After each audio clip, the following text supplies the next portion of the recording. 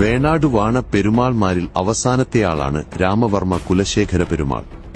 ഒരിക്കൽ ഇദ്ദേഹം തന്റെ ഏറ്റവും വിശ്വസ്തനായ ഒരു അംഗരക്ഷകനെ രഹസ്യമായി ഒരു അടിയന്തര സന്ദേശം നൽകി പാണ്ഡ്യരാജാവിന്റെ അടുത്തേക്കയച്ചു.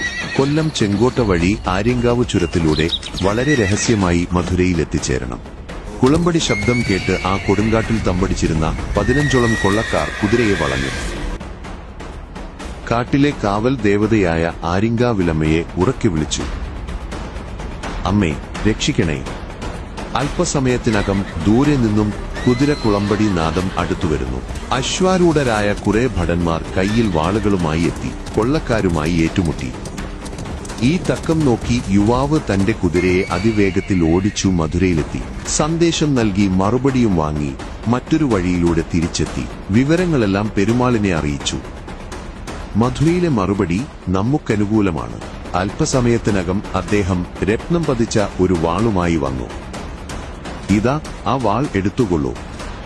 എന്നിട്ട് അദ്ദേഹത്തോടായി പറഞ്ഞു, ഭാരതപ്പുഴക്കരെ നിന്നും എന്ത് ത്യാഗം സഹിച്ചും ആവശ്യമുള്ള സ്ഥലം വെട്ടിപ്പിടിച്ച് അവിടെ നാടുവാഴിയായി വാഴുക.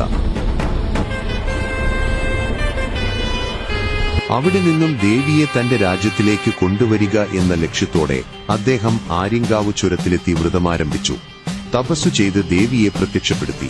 തന്നെ സഹായിച്ച ദേവി തന്റെ നാട്ടിലേക്ക് എഴുന്നള്ളമെന്നും തന്റെ പരദേവതയായി വാഴണമെന്നും അപേക്ഷിച്ചു.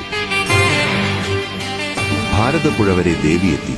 ഭാരതപ്പുഴയിൽ നീരാട്ടു നടത്തുകയായിരുന്ന ഏതോ മനക്കലെ 3 കൊമ്പനാനകൾ ദേവിയുടെ രൂപം കണ്ട് പരിഭ്രാന്തരായി ദേവിയെ ആക്രമിക്കാൻ ഒരുങ്ങി. ദേവിയുടെ കണ്ണിൽ നിന്നും ഉയർന്ന തീപ്പൊരി 3 ആനകളെയും നിർവീര്യമാക്കി. ഇവ പാറക്കൂട്ടമായി മാറിയത്രേ. ഇതോടെ ദേവി ആന വിരോധിയായി എന്ന് പറയപ്പെടുന്നു. താന്ത്രികനായ കല്ലൂർ നമ്പൂതിരിപ്പാടിന്റെ നിർദ്ദേശമനുസരിച്ച് തന്റെ